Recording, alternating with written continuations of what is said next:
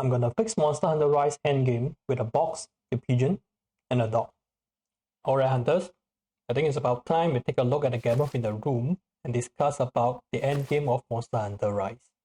I feel like this is the best time to discuss about this topic because Monster Hunter Stories 2 is grabbing all the spotlight while Monster Hunter Rise is warming the bench until the next season. So why is the endgame pissing off so many players in the community? The biggest issue I found is that the endgame contents does not support the endgame reward loop.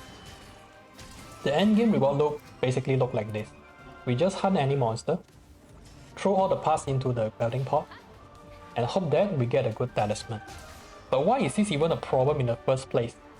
Well, stick around and I will explain.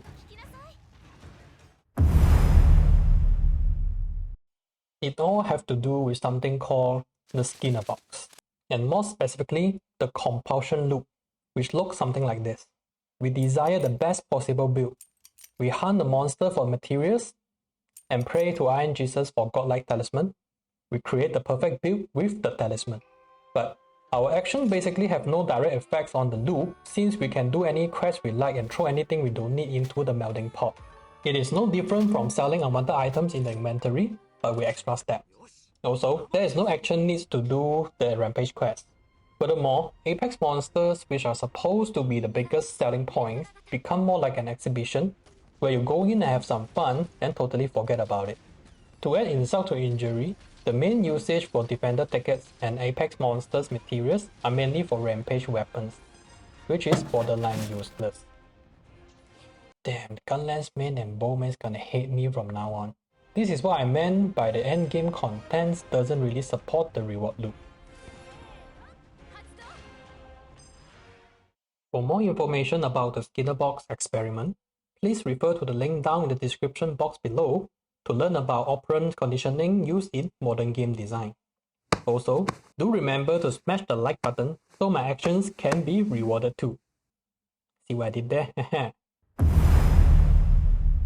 With that out of the way, let's fix the endgame. First step, we need to do something with the rewards, which in this case is the decorations and talismans.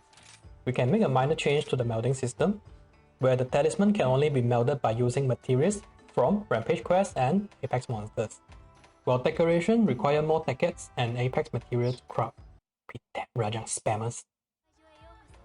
With this one small tweak, we now have to grind the Rampage Quest in order to get better rewards.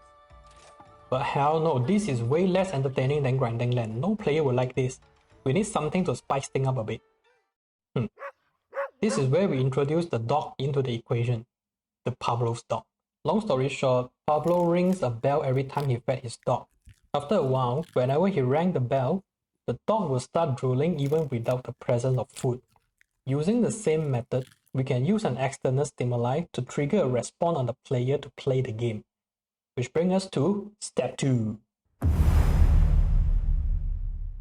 Now that the crucial part to a perfect build is guarded behind a wall, we just need some sort of external stimuli to make the player climb over the wall. So, what can we do? We introduce Season Pass. Dude, come on lah, this is not EA. We can achieve this by making Rampage Quest a timed event. There will be a local timer counting down to the next Rampage Quest for every player.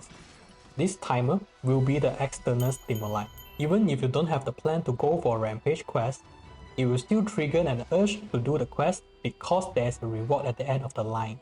The reward that might give you the perfect build. But hold on a minute, this just sounds like another recipe for burnout. We need one more ingredient to make the grind bearable. So, step 3. This is where we give some degree of control to the player to create the illusion of choice. If we force the player to do the same Rampage Quest over and over again to get good talisman, they will burn out fairly quickly and straight up abandon the game. But what if we do something about the normal core gameplay loop to keep the player engaged? We can introduce some special quests where the target monsters and maps are randomly selected. These special quests will show up randomly on the quest board and is completely optional. The illusion of choice. The more special quests that the hunter clear before the next rampage, there's a higher chance that a more powerful Apex will show up in the Rampage. Stronger Apex equal more Apex materials. More Apex materials equal higher chance to get the godlike talisman as a reward. Alright, finally, it's time to piece everything together. Godlike talisman tied to Apex Rampage Quest. Decorations need more Rampage and Apex materials. Apex Rampage Quest became timed event, and randomly generated special quests will affect the difficulty of the next Rampage Quest. And that, my friend, is my proposal to fix the endgame of Monster Hunter Rise. So Capcom, if you're looking for a product manager, you know where to find me. That's it for this video, and thanks for coming to my TED Talk. Here is a video about why you should try Stories 2 while waiting for the next Rise update.